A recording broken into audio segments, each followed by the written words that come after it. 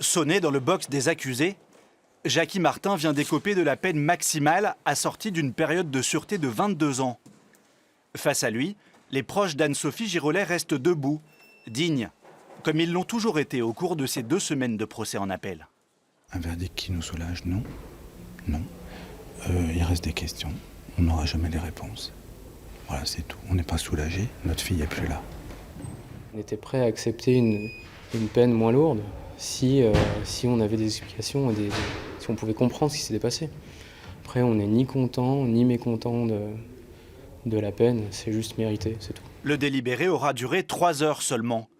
Jamais lors de ce second procès, la défense n'aura réussi à instiller le doute chez les jurés. Je ne peux pas expliquer l'inexplicable, s'est contenté de répéter Jacky Martin, trahi par son ADN retrouvé sur le corps de la victime et dans son véhicule. À court d'arguments, ses avocats se sont réfugiés dans les incidents de procédure, comme au premier procès, sans jamais réellement apporter de réponse sur le fond. Non, comme je vous l'ai dit, pas de commentaire, monsieur. Vous allez vous pourvoir en cassation ? Oui. Ça traduit la logique juste boutiste de M. Jacky Martin qui, encore une fois, malgré toutes les preuves qui l'accablent, les preuves scientifiques notamment, n'est pas prêt à abdiquer. Dans quelles circonstances précises Anne-Sophie Girolet a-t-elle été étranglée et jetée à la Saône ? Jacky Martin était-il le seul agresseur ? Les 2 procès de Châlons et de Lyon n'auront pas permis de lever toutes les interrogations. Des questions qui, pour la famille de la victime, resteront sans doute à jamais sans réponse.